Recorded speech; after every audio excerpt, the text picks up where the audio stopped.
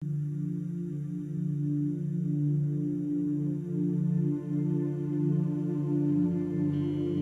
lot of people want intact parts these days because they're looking for specific nodes, AB nodes, SA. I was like, wow, I didn't even know.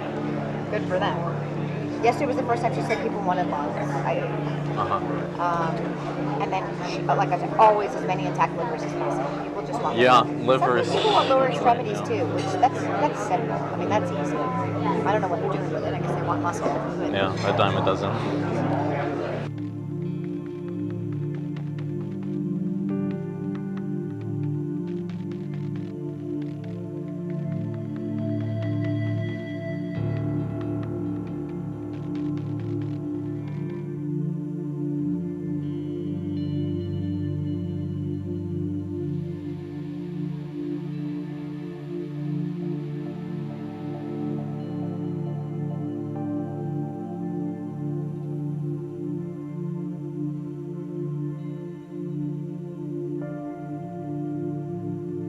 I'm the medical director for the national office for all of the Right. affiliates. So I say, okay, what are you looking to supply today? We've been very good at getting heart, lung, liver.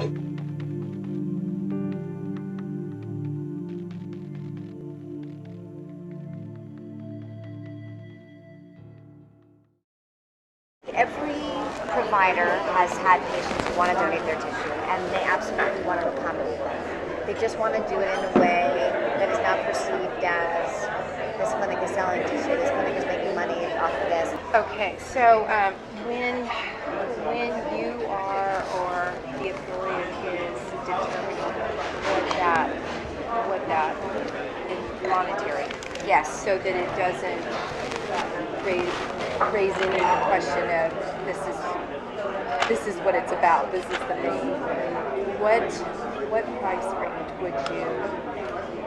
You know, I'm going to throw a number out. I would say it's probably anywhere from $30 to $100, depending on the facility and what's involved. The $30 to $100 price, that's per specimen that we're talking Per about, right? specimen. Yeah. Yes. The $30 to $100 price, that's per specimen that we're talking Per about, right? specimen. Yeah. Yes. How much of a difference can that actually make if you know what's expected or what we need versus? It makes a huge difference. I'd say a lot of people want liver, and for that reason, most providers will do this case under ultrasound guidance, so they'll know where they're putting their forceps. Kind of rate-limiting step of the procedure is calvarium. Calvarium, the head is basically the biggest part. Most of the other stuff can come out intact. Right. It's very rare to have a patient that doesn't have enough dilation to evacuate all the other To bring the body cavity out intact and all that. So then you're just kind of cognizant of where you put your breast first.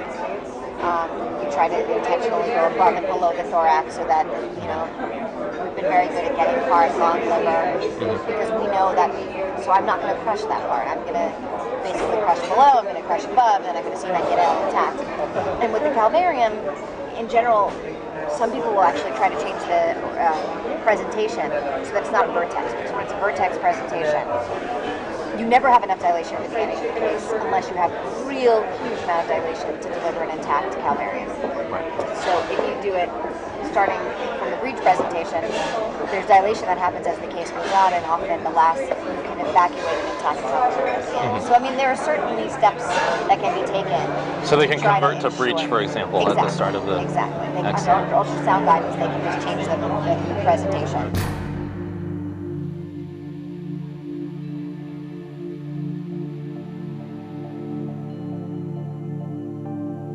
Under ultrasound guidance, they can just change the presentation. To bring the body cavity out intact and all that. So if you do it starting from the breech presentation, there's dilation that happens as the case goes out, and often the last you can evacuate an intact calvarium.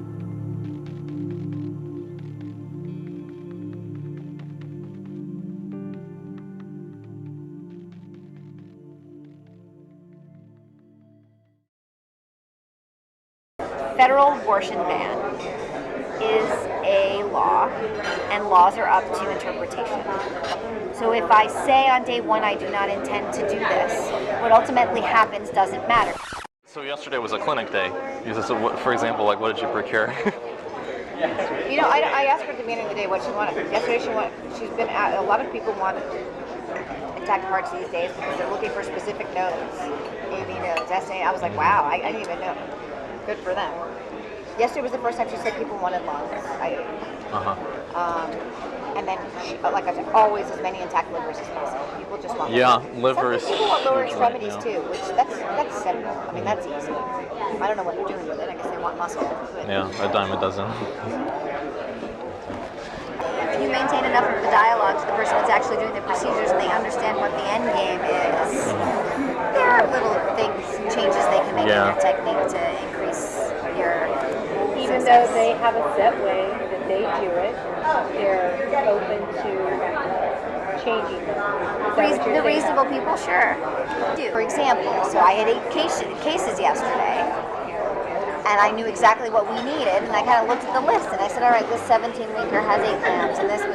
So I knew which were the cases that were probably more likely to yield what we needed, and I made my decisions according to that too. So it's worth having a huddle at the beginning of the day, and that's what I do.